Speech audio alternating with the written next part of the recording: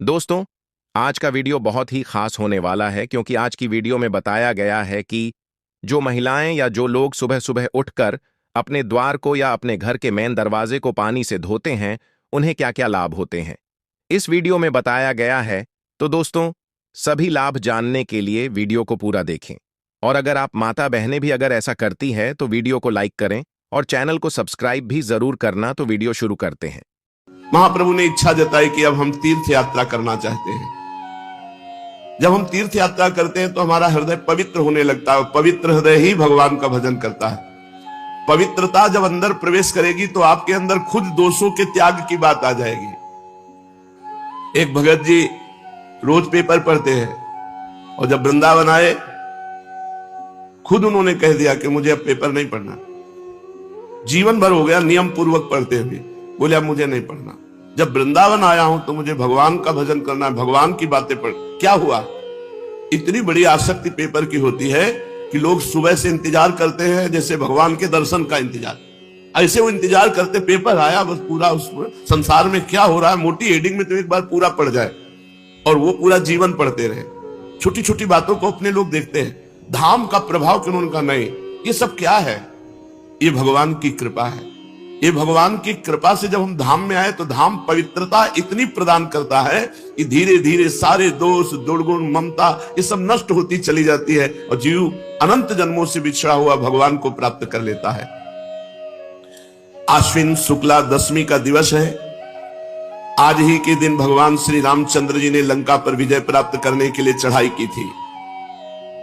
घर घर आनंद मनाया जा रहा है। आज के ही दिन वर्षा काल की परिसमाप्ति समझी जाती है। व्यापारी आज के ही दिन वाणिज्य के निमित्त विदेशों की यात्रा करते हैं।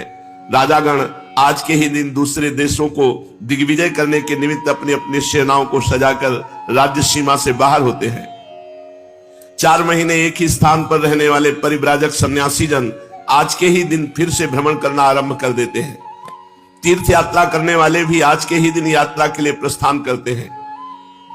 अब की नवद्वीप में बहुत से यात्रा गया धाम की करने जा रहे थे, तो गौरांग महाप्रभु के मौसा पंडित चंद्रशेखर भी गया धाम को जाना चाहते थे। उन्होंने अपनी इच्छा निमाई को जताई। सुनते ही निमाई बड़ी प्रसन्नता प्रकट की और सची माता की आज्ञा लेकर चैतन्य महाप्रभु भी अपने स्नेही छात्रों के साथ गया जी की यात्रा का निश्चय किया। सब सामान जुटाकर अन्य लोगों को साथ लेकर ये गया धाम के लिए चल पड़े। इस प्रकार ये अपने सभी साथियों के साथ आनंद मनाते और प्रेम में श्री कृष्ण कीर्तन करते हुए मंदार नामक स्थान पर पहुंचे। इन स्थान में पहुंचकर इन्हें बड़े जोर से बुखार आ गया। इनके साथी इनकी ऐसी दशा देखकर बहुत अधिक चिंतित हुए, भांति भांति के उपचार करने लगे, किंतु इन्हें किसी प्रकार भी लाभ नहीं हुआ। अंत में इन्होंने अपनी औषधि अपने आप ही बताई। इन्होंने कहा, मेरी व्याधि इन प्राकृतिक औषधियों से नहीं जाएगी। यह रोग तो असाध्य है। एकमात्र इसकी औषधि है भगवान की कृपा। भगवान की प्रसन्नता से ही यह रोग जाएगा। यदि भजन करने वाले वैष्णवों की पूजा की जाए तो भगवान की कृपा प्राप्त हो जाती है। जो ब्रह्म ऋषि जन है, जो वैष्णव जन है, यदि इनकी चरण सेवा हो तो भगवान प्रसन्न हो जाते हो। भगवान प्रसन्न हो जाए तो सब रोग दोष मिट जाते हैं। भगवान ने स्वयं कहा है कि अग्नि और ब्राह्मण ये मेरे 2 मुख हैं। नाहम तथाग्नि यजमान वीर विताने अच्युतो घतप लुत मदन दुतभुंक्त मुखेन। अग्नि में खूब आहुति देने से मैं उतना प्रसन्न नहीं होता जितना बढ़िया खीर और घी टपटपाता हुआ हलवा ब्रह्म ऋषि और वैष्णव जन को पवाया जाए तो मैं जितना प्रसन्न होता हूं उतना अग्नि में आहुति देने से नहीं प्रसन्न होता। तो चैतन्य महाप्रभु ने कहा कि अगर यहाँ के वैष्णव और ब्राह्मणों की पूजा की जाए, उनकी चरण रज हमारे शरीर पर लगाई जाए तो हमारा रोग दूर हो जाए। महापुरुष वही आचरण करवाते हैं जिनसे जगत का मंगल होता है। एक विद्यार्थी ने प्रश्न किया, गुरुजी, जो ब्राह्मण नहीं है, केवल ब्रह्म बंधु है, अर्थात केवल ब्राह्मण कुल में जन्मा है और ब्राह्मणों के आचरण नहीं करता, संध्या गायत्री शास्त्र की मर्यादा के अनुसार वो ब्राह्मणत्व नहीं धारण करता, तो क्या उनका भी इतना ही आदर है जितना आप कहते हैं कि वैष्णव और ब्राह्मणों की चरण रज मिल जाए तो हमारा शरीर निरोग हो जाए? हम तो समझते हैं जो ब्राह्मण कुल में जन्मे हैं और ब्राह्मणों का आचरण नहीं करते तो वो काठ के हाथी है, उनमें ब्राह्मणत्व ही नहीं है। जैसे काठ के हाथी से हाथी पने का कोई काम नहीं चलने का, उसी प्रकार जो धर्म कर्महीन ब्राह्मण है वो नाम मात्र का ब्राह्मण है, वो आदर का पात्र नहीं हो सकता। थोड़ी देर चैतन्य महाप्रभु चुप रहे और कहा, एक प्रकार से तुम्हारा कथन ठीक है, जो अपने धर्म कर्म से रहित है वो तो दूध ना देने वाली बंध्या गौ के समान है, उससे संसारी स्वार्थ कोई सद नहीं सकता। फिर भी जो काम हम भाव से करते हैं उसमें लाभ मिलता है। जैसे वो कर्म धर्म नहीं जानता, लेकिन हम भाव से पूज रहे हैं कि ये ब्राह्मण है, ये वैष्णव है, तो हमको हमारे पूजन का लाभ मिलेगा क्योंकि हमने उस पर भाव किया। वो धर्म कर्म ही ने तो वो भोगेगा, हमने भाव किया तो हमारा मंगल हो जाएगा। जो श्रद्धा के साथ शास्त्रों की आज्ञा के अनुसार अपने को ही सुधारने का सदा प्रयत्न करते हैं, उनको चाहिए कि ऐसी बातें न करें, दूसरे में दोष दर्शन न करें। संसार में कोई ऐसा नहीं जिसमें गुण दोष ना हो। जड़ चेतन गुण दोष में विश्व कीन करतार, संत हंस गुण गाहे पे परिहरिवार विकार। सब गुण दोष में संसार है। क्या करे? जैसे दूध और पानी मिला के रख दे तो हंस दूध पी लेगा, पानी छोड़ देगा। ऐसे ही जो संत स्वभाव के लोग हैं वो दूसरों के गुण ग्रहण करते हैं, दोष दर्शन नहीं। इसलिए अपनी बुद्धि को संकुचित बनाकर, जैसे हम गाय दूध दे या न दे, हम उसकी सेवा करते हैं गौ माता मानकर, ऐसे ही ब्राह्मण अपने कर्म से भ्रष्ट है वो जाने, हम उसे ब्राह्मण मानकर सम्मान करते हैं, हम उसे वैष्णव मानकर सम्मान करते हैं। वो जो करेगा वो खुद भोगेगा, हम जो भाव कर रहे हैं उसमें हमारा मंगल हो जाएगा। सर्वश्रेष्ठ भाव अपने को सुधारना है, सामने वाले के गुण दोष देखने नहीं है। उत्तम बातें सुनो तात माया कृत गुण और दोष अनेक, गुण या उभय न देखी देखी स्वविवेक। किसी के गुण दोष न देखे, सब में भगवान को देख करके उपासना करे तो मंगल हो जाए। देखो भगवान ने स्वयं ब्राह्मणों का कितना आदर किया। भृगु जी महाराज जय श्री राधे राधे। भगवान की छाती में जाके लात मारा, ब्रह्म ऋषि हैं, एक आदमी अपनी तो भगवान गुस्सा नहीं हुए, भृगु जी के चरण पकड़ लिए और दबाने लगे, बोले अतीव कोमलौ तात चरणों ते महामुने। हे महामुनि, आपके चरण तो बहुत कोमल है, हमारी छाती तो बहुत कठोर, कहीं आपके चरणों में चोट तो नहीं लग गई? अगर आपसे प्यार नहीं तो विचार करो, भगवान वहां साप भी दे सकते थे कि हमने तुम्हारा क्या बिगाड़ा, आकर छाती में लात मार दिया, लेकिन नहीं, वो ब्रह्म ऋषि हैं। अगर उन्होंने छाती में लात मारा तो भगवान ने हर अवतार तक में वो चरण चिन्ह धारण किया, भृगु चरण चिन्ह। हम भगवान के अंश हैं तो हमको यही चाहिए। अगर हमारे साथ कोई बुरा करे तो हम उसके साथ भला करें, बुरा न करें। करत जे अनसहन निंदक तिन्हु पे अनुग्रह कियो।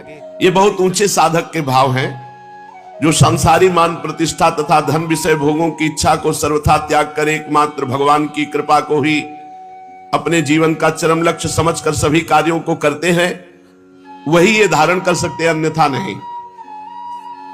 जो पुरुष वासुदेव बुद्धि रखकर सामने से वैष्णव या ब्राह्मण गाली दे रहा है, हम उसमें भगवान की बुद्धि करें।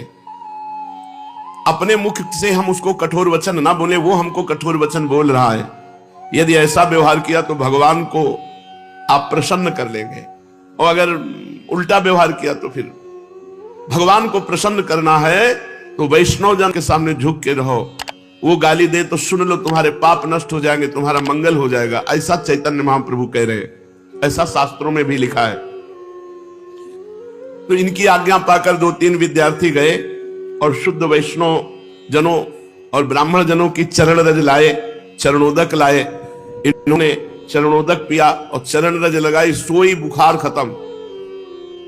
चरणोदक पीते ही अच्छे हो गए। और सभी विद्यार्थी और सब लोगों से कहा, देखा ब्राह्मणों की चरण रज और चरणामृत में कितना प्रभाव है कि हमारा इतना पीड़ा देने वाला ज्वर बुखार एक बार चरणामृत पीने से चला गया। और जो भगवान का या भक्तों का रोज चरणामृत पीते हैं बड़े भाग्यशाली हैं। अकाल मृत्यु हरणम सर्व व्याधि विनाशनम श्री कृष्ण पादोदकम पीत्वा पुनर्जन्म न विद्यते।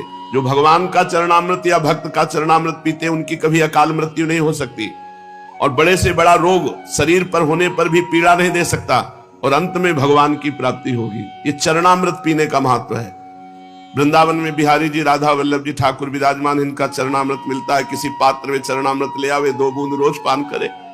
अकाल मृत्यु हरणम सर्वव्याधि विनाशनम श्री कृष्ण पादोदकम पीत्वा पुनर्जन्म न विद्यते। उसका पुनर्जन्म नहीं होगा जो रोज चरणामृत पीता है। अब अपने साथियों के साथ चैतन्य महाप्रभु आगे बढ़ने लगे। पुनपुना तीर्थ ये गया धाम में है। वहां पहुंचकर सब लोगों ने पुनपुन नाम की नदी में स्नान किया और सभी ने अपने अपने पितरों का श्राद्धाधिकारी कराया। इसके अनंतर सभी श्री गया धाम में पहुंच गए। ब्रह्म कुंड में स्नान किया। देव पितृ श्राद्धादि करके चैतन्य महाप्रभु अपने साथियों के सहित चक्रवेड़ा के भीतर विष्णु पाद पद्मों के दर्शनों के निमित्त गए। ब्राह्मणों ने पाद पद्मों पर माला पुष्प चढ़ाने को कहा। ये अपने विद्यार्थियों के द्वारा गंध पुष्प धूप दीप माला आदि सभी पूजन की बहुत सी सामग्री साथ लिवाते गए थे। गया धाम के तीर्थ पंडा जोरों से पाद पद्मों का प्रभाव वर्णन कर रहे थे। वे उच्च स्वर से कह रहे थे, इन्हीं पाद पद्मों के धोवन से जगत पावनी मुनि मन हारणी भगवती भागीरथी गंगा उत्पन्न हुई है। इन्हीं चरणों का लक्ष्मी जी बड़ी ही श्रद्धा के साथ निरंतर सेवन करती रहती है। इन्हीं चरणों का ध्यान योगी जन अपने हृदय काल में कमल में निरंतर करते रहते हैं। इन्हीं चरणों को प्रभु ने गयासुर के मस्तक पर रखकर उसे सद्गति प्रदान की थी। असंख्य लोगों की भीड़, हजारों आदमी पाद पद्मों के दर्शन कर रहे थे और बीच बीच में जय हो के घोष हो रहे थे। पंडा लोग उनसे भेंट चढ़ाने का आग्रह कर रहे थे। बार बार पाद पद्मों का पुण्य महात्म सुनाया जा रहा था। पाद पद्मों का महात्म सुनते ही चैतन्य महाप्रभु आत्म विस्मृत हो गए। उन्हें शरीर का होश नहीं रहा। महाप्रभु के भावावेश आ गया। शरीर थर थर कांपने लगा। अरुण ओष्ठ कोमल पल्लव की भांति हिलने लगे। आंखों से अश्रुधारा बहने लगी। उनके चेहरे से भारी तेज प्रकाशित हो रहा था। वे एकटक भगवान विष्णु के चरण कमल की ओर निहार रहे थे और वहां कौन है, क्या कर रहा है, ये सब कुछ नहीं, भूल गए। किसने स्पर्श किया, कौन पकड़े हुए, इन सब बातों का पता नहीं। वे संज्ञा शून्य से होकर कांप रहे हैं। उनका शरीर उनके वश में नहीं। वे मूर्छित होकर गिरने वाले ही थे कि इसी बीच में एक सभा को चीरते हुए तेजस्वी सन्यासी आए और उनको पकड़ लिया, गिरने से बचा लिया। फिर उनके साथियों ने संभाला, भीड़ से हटाकर बाहर ले गए। बाहर पहुंचकर कुछ कुछ होश आया। वे निद्रा से उठे हुए मनुष्य की भांति चारों ओर आंख उठा उठा कर देखने लगे। सहसा उनकी दृष्टि एक तेजस्वी सन्यासी पर पड़ी जो गिरते हुए से पहले उन्होंने संभाला था। उन्हें देखकर चौंक उठे। उनके आनंद का वारा पार नहीं रहा। इन्होंने दौड़ करके सन्यासी जी के चरण कमल पकड़ लिए। अपनी आंखों से अश्रु विमोचन करते हुए सन्यासी ने इन्हें उठाकर गले से लगा लिया। इनके स्पर्श मात्र से सन्यासी महाशय बेहोश हो गए। दोनों ही शरीर सुधि से परे महापुरुष, दोनों को ही शरीर का होश नहीं। दोनों ही प्रेम में विभोर होकर अश्रु विमोचन कर रहे थे। यात्री इन दोनों के ऐसे अलौकिक प्रेम को देखकर आनंद सागर में गोते खाने लगे। बहुत से लोग एकत्रित हो गए।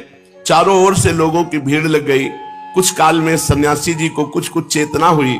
उन्होंने बड़े ही प्रेम से इनका हाथ पकड़कर एक ओर बिठाया और अत्यंत प्रेम पूर्ण वाणी से कहने लगे, निमाई पंडित, आज मेरा भाग्योदय हुआ जो सहसा तुम्हारा दर्शन हो गया। नवद्वीप में ही मेरा हृदय तुम्हारी ओर स्वाभाविक ही खिंचा सा जाता था। मुझसे लोग कहते निमाई पंडित कोरे पोथी के ही पंडित हैं, बड़े चंचल हैं, देवता तथा वैष्णवों की खिल्लियां उड़ाते हैं। आप उन्हें अपना श्री कृष्ण लीलामृत सुनाकर क्या लाभ उठावेंगे? कोई कोई तो यहां तक कहता अजी ये पूरे नास्तिक हैं, वैष्णवों को छेड़ने में इन्हें मजा आता है। मैं उन सबकी बातें सुनता और चुप हो जाता। मेरा अंतःकरण इन बातों को कभी स्वीकार ही नहीं करता था। ये ईश्वरपुरी जी महाराज, मैं बार बार यही सोचता था, निमाई पंडित जैसे सरस सरल सहृदय और भावुक पुरुष भक्तिहीन कभी नहीं हो सकते। इनके मुख का तेज ही इनकी भावी शक्ति का परिचय दे रहा है। आज आपके भाव दर्शन के रूप को देखकर आनंद की सीमा नहीं रही। मैं कृतकृत्य हो गया। भगवत दर्शन से जो आनंद मिलता है उसी आनंद का मैं अनुभव कर रहा हूं। मैं अपने आनंद को प्रकट करने में असमर्थ हूं। इतना कहते कहते सन्यासी महाशय का गला भराया आगे वे कुछ और भी कहना चाहते थे किंतु कह नहीं सके। उनके नेत्रों में से अश्रुधारा भी पूर्ववत बह रही थी। सन्यासी महाराज की बातें सुनते सुनते इन्हें कुछ चेतना हो गई थी, इसलिए रुधे हुए कंठ से कुछ अस्पष्ट स्वर में इन्होंने कहा, प्रभु आज मैं कृतार्थ हुआ, मेरी गया यात्रा सफल हुई, मेरी असंख्यों पीढ़ियों का उद्धार हो गया, जो यहां आने पर आपके दर्शन का सौभाग्य प्राप्त हुआ। तीर्थ में श्राद्ध करने पर तो पितरों की मुक्ति होती है, जिनके निमित्त श्राद्ध तर्पण आदि कर्म किए जाते हैं, किंतु आप जैसे परम भागवत संत के दर्शन से करोड़ों पीढ़ियों का स्वतः उद्धार हो जाता है। आहा, आप जैसे संत भागवत वैष्णव के दर्शन से करोड़ों पीढ़ियों का उद्धार स्वतः हो जाता है। सब लोगों को आपके दर्शन दुर्लभ हैं, जिनका भाग्योदय होता है उन्हीं को आपके दर्शन होते हैं। ये कहते कहते इन्होंने फिर से सन्यासी महाशय के चरण पकड़ लिए। सन्यासी जी ने हठ पूर्वक अपने चरण छुड़ाए और इन्हें प्रेम वाक्यों से आश्वासन दिया। समझ गए होंगे कि सन्यासी महाशय कौन है। ये वे ही भक्ति बीज के अंकुरित करने वाले श्री मन माधवेंद्र पुरी जी के सर्वप्रधान प्रिय शिष्य श्री ईश्वर पुरी जी हैं, जिन्हें अंतिम समय में गुरुदेव अपना संपूर्ण तेज प्रदान करके इस संसार से तिरोहित हो गए थे। नवद्वीप के प्रथम मिलन में ही ये निमाई पंडित के अलौकिक तेज और अद्वितीय रूप लावण्य पर मुग्ध होकर इन्हें एकटक देखते रह गए थे। इन्हें इस प्रकार भली भांति देखते रहने का सुअवसर प्राप्त हो सकेगा, इसलिए निमाई पंडित ने हंसकर कहा, आज हमारे घर ही भिक्षा कीजिएगा और दिन भर देखते रहिएगा। उनकी प्रार्थना पर ये सन्यासी जी उनके घर भिक्षा करने गए थे और कुछ काल तक अपने स्वसंपादित ग्रंथ श्री कृष्ण लीलामृत को भी उन्हें सुनाते रहे। तभी से पूरी महाशय के हृदय पटल पर इनकी प्रेममयी मनोहर मूर्ति खिंच गई थी। आज सहसा भेंट हो जाने पर दोनों ही आनंद में डूब गए और आनंद के उद्योग में उपर्युक्त बातें हुई। पूरी महाशय की आज्ञा लेकर निमाई पंडित अपने स्थान के लिए विदा हुए। जहां रुके हुए थे वहां पहुंचकर इन्होंने साथियों को संग लेकर गया के सभी मुख्य मुख्य तीर्थों के दर्शन किए और वहां जाकर यथाविधि शास्त्रीय रीति के अनुसार श्राद्ध और पिंडदान आदि करके पितृ कर्म किए। अंत में भगवती फल्गु नदी में जाकर इन्होंने पितरों के लिए बालुका के पिंड दिए। फल्गु का प्रवाह गुप्त है, उसका जल नीचे ही नीचे बहता है, ऊपर से बालू ढकी रहती है। बालू को हटाकर जल निकाला जाता है और यात्री उससे स्नान संध्या आदि कृत्य करते हैं। प्रेत गया, राम गया, युधिष्ठिर गया, भीम गया, शिव गया आदि 16 गया में निमाई पंडित ने अपने साथियों के साथ जा जाकर पितरों के पिंड और श्राद्धादि कर्म किए। सब स्थानों में दर्शन तथा श्राद्ध करके ये अपने ठहरने के स्थान पर लौट आए। संसार में उन्हीं मनुष्यों का जीवन धारण करना सार्थक कहा जाता है, जिनके हृदय पटल पर हर समय मुरली मनोहर मुकुंद की मंजुल मूर्ति नृत्य करती रहती हो, जिनके कान भगवान के मनोहर मुरली का भगवान की लीला कथा को श्रवण करते रहते हो, उनके कान धन्य हैं। जिनके नेत्र भगवान का दर्शन संत दर्शन करते हैं, उनके नेत्र धन्य हैं। जो मन भगवान के भयहारी चरणारविंद का निरंतर मधुराति मधुर मकरंद पान करता रहता, वो मन धन्य है। और जो तन भगवान की सेवा में, भगवान के धाम में, भगवान के लिए है, वो तन धन्य है। संपूर्ण संसार को अपनी पदरज से वो पावन बना देता है, जो हर समय भगवान का भजन करता रहता है, जो हर समय भगवान का नाम जप करता है। उसकी वाणी में सामर्थ्य होती है, जो बोल दे तो जीवों का कल्याण हो जाए, वो देख ले तो जीवों का कल्याण हो जाए। सतरति सतरति सा लोकान तारयति, वो स्वयं तर जाता है, स्वयं तर जाता है, लोकों को तार देता है। निमाई पंडित की हृदय कंदरा में से जो त्रैलोक के पावन प्रेम से स्रोत उमड़ने वाला था, जिसका सूत्रपात चिरकाल से हो रहा था, अद्वैताचार्य आदि भक्तगण जिसकी लालसा लगाए वर्षों से प्रतीक्षा कर रहे थे, उस स्रोत का पृथ्वी पर परिस्फुट होने का सुहावना समय अब सन्निकट आ पहुंचा। जगत विख्यात गया धाम को ही उसके प्रकट करने का अखंड यश प्राप्त हो सका। यही पावन पृथ्वी इसका कारण बन सकी। आहा वसुंधरा पुण्यवती च तेनो, सचमुच वो वसुंधरा बड़ी भागनी है, जिसके संसर्ग में किसी महापुरुष की लोक विख्यात घटना के साथ हो सके। वही संसार में पावन तीर्थ के नाम से विख्यात हो जाता है।